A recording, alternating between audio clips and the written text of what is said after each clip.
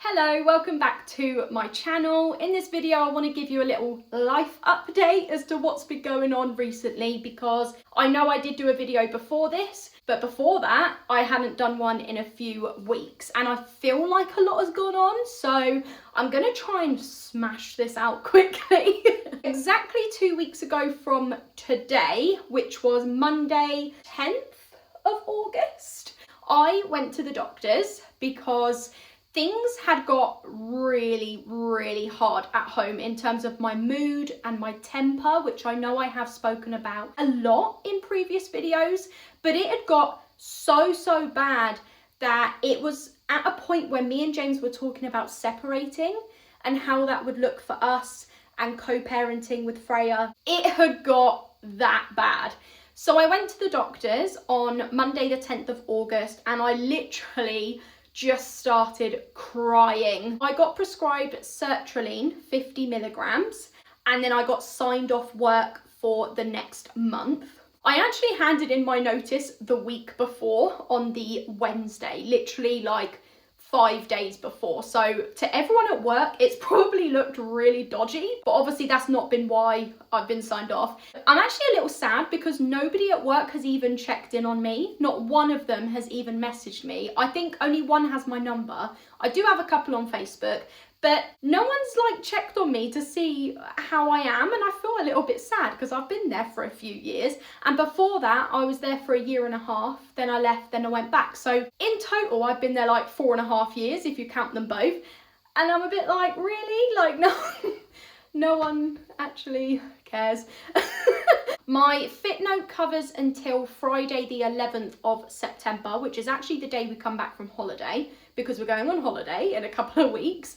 But the Monday after, which is the 14th of September, that's the day I'm supposed to go back to work. I'm actually leaving my job.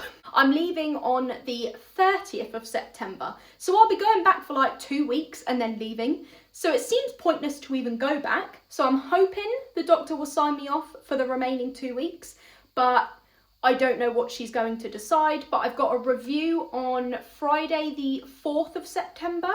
So we will see what happens then.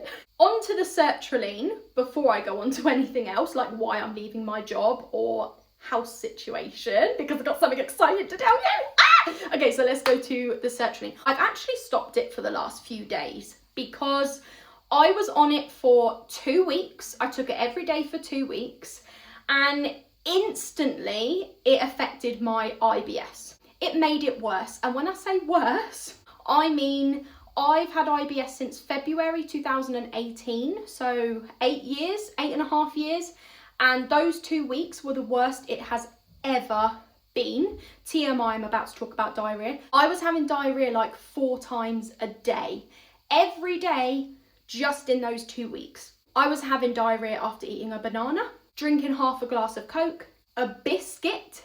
Yes, you heard that, a biscuit. Things that I would never have reacted to before. I went and viewed our house that we are moving out to, and I was being shown around by somebody who worked at the housing association that we would be renting from, and we start going up the stairs and I'm like, oh no, I need the toilet, and I had to be like, I'm so sorry, but I need the toilet.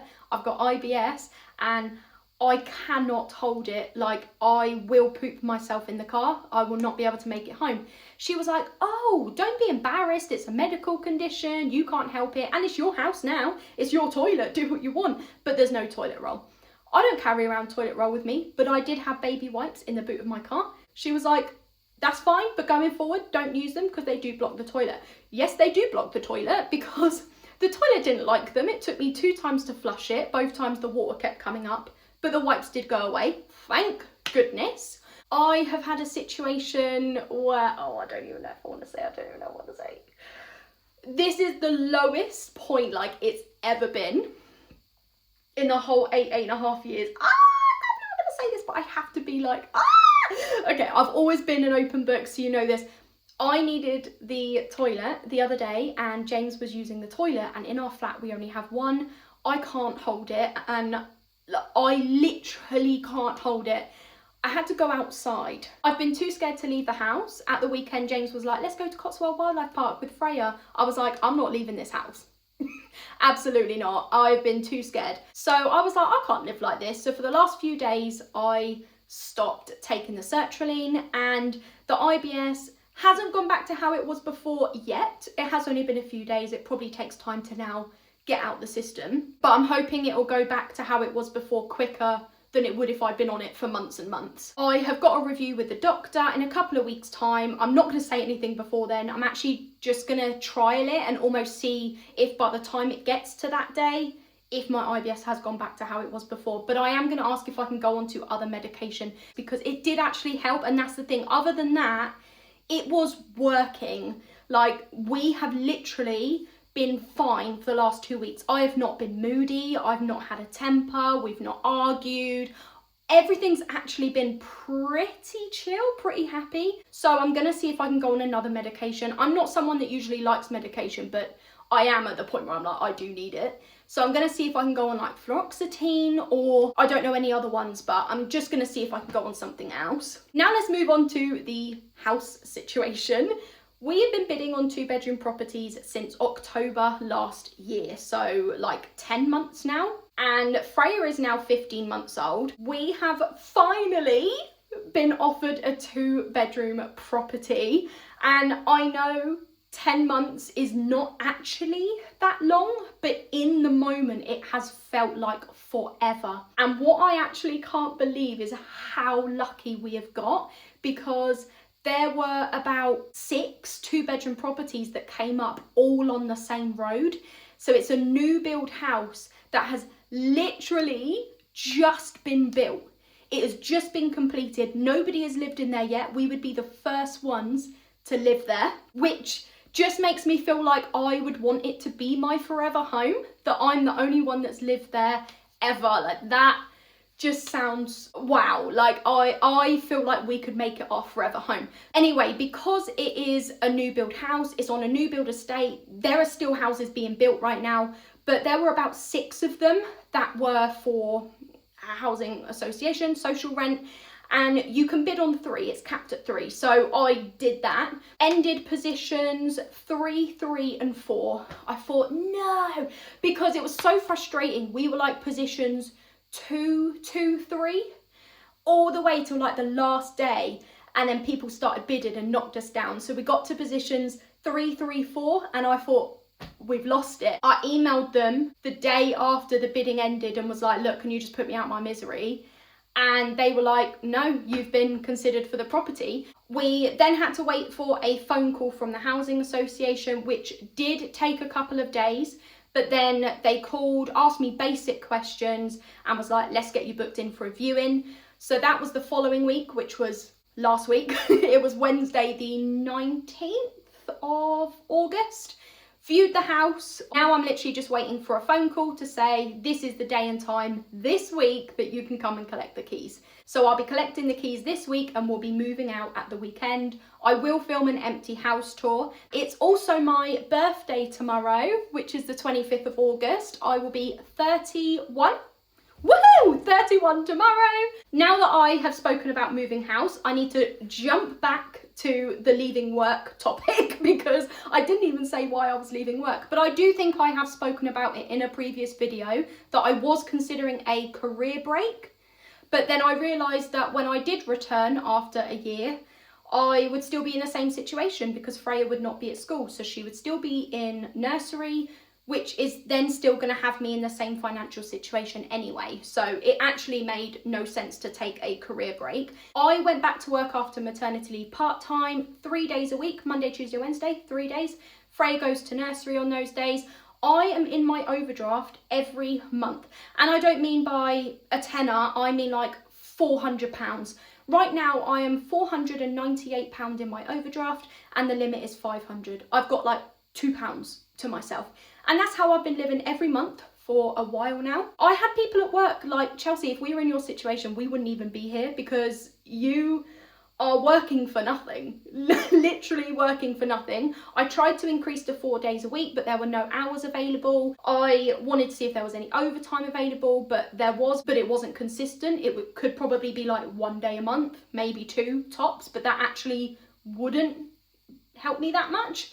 So the only thing that we realised that I could do was leave work, and then that takes her out of nursery. I'm absolutely gutted though, because she thrives in nursery. Freya loves nursery. I cannot tell you how much. I tried to view a nursery near us that had availability from February next year, which is better than nothing, and they were like £250 cheaper a month. But when we went to view it, it was an absolute no. I turned up to the gate and was like, we're here for a show around. She didn't ask me my name so that she could go verify it with the manager. She didn't ask me to see ID. She just let me in. And all the children are in the garden. And I'm just like, you've just let me in. She then leaves us standing outside the doors to one of the rooms, just on our own, waiting. She comes back and goes, oh, I can't find the toddler room visitor signing in sheet, so you can just sign in on the baby room one. And I'm like, where's the organisation? Like, you knew I was going to be here a week or two ago. Anyway, the manager then comes out and goes, did someone check your ID? I'm like, no. She checks my ID.